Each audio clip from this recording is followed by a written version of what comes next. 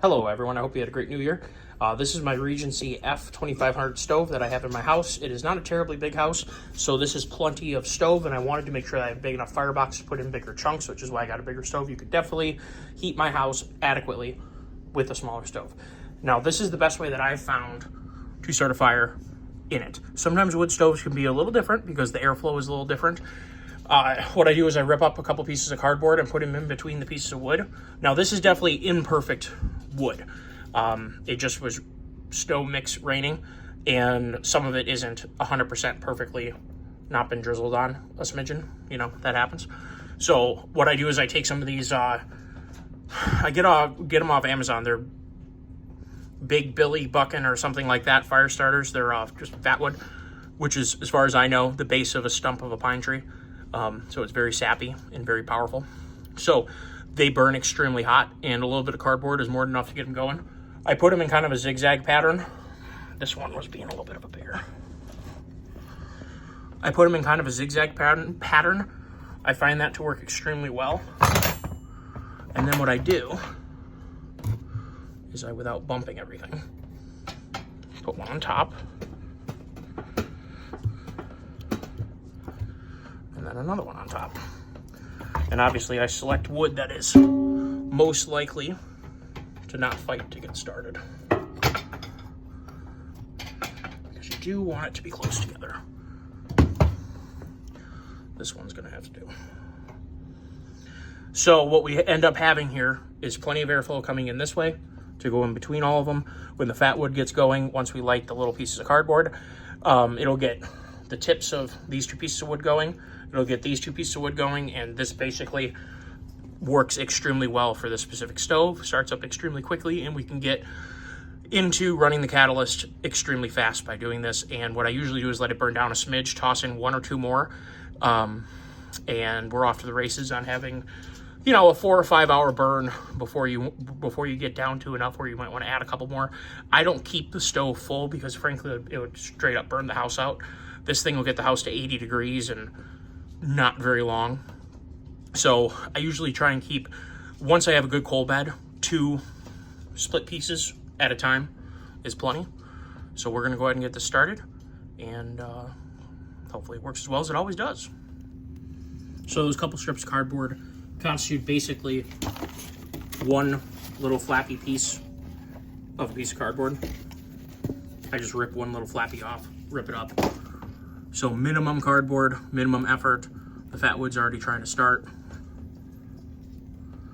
And basically what you want to get is enough airflow between the wood, but a small enough distance so that the heat, first of all, gets captured, and second of all, the heat from the wood on either side is heating the piece of wood opposite of it. So, because all we're doing is having a decomposition reaction, so if we can keep everything hotter, it decomposes better.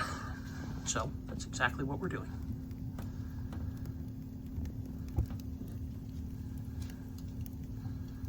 Now, obviously, we're going to get to a point where we're going to shut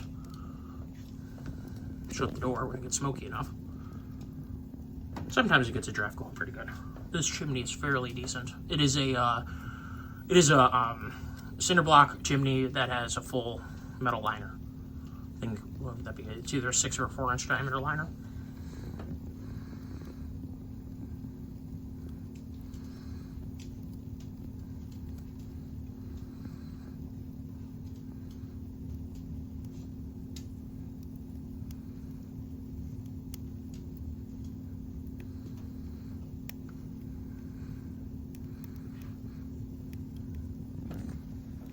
So with that, I'm pretty darn confident it's going to start.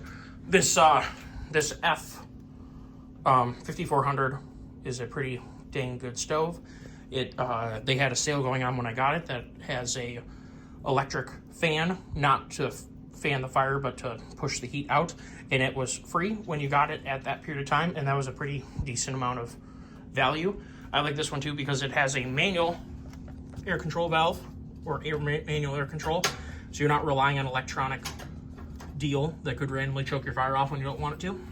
And the other thing is the catalyst can be pushed in or pushed out if you need to be. And obviously that's not anything scary. It's like a nose humidifier It's not anything weird.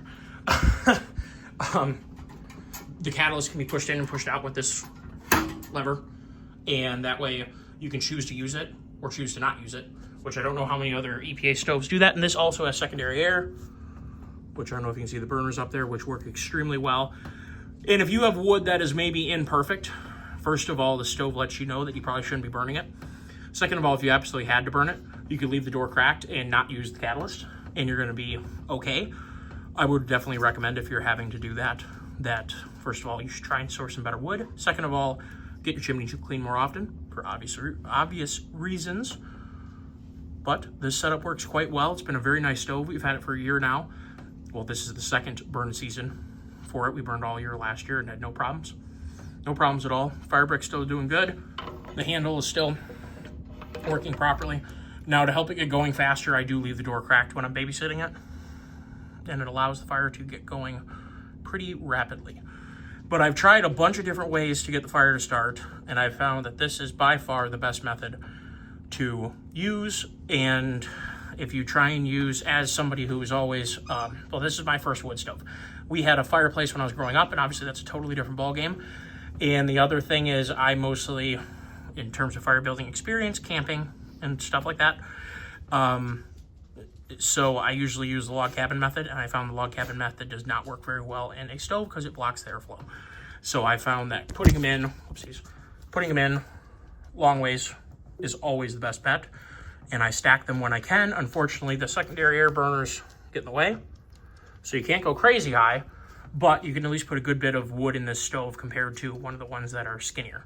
And I don't know what the name of that one is, but again, this is a Regency F2500, and I believe it is still in production. It is a secondary air and catalyst EPA rated stove. I did get my tax credit for it, and it works pretty well.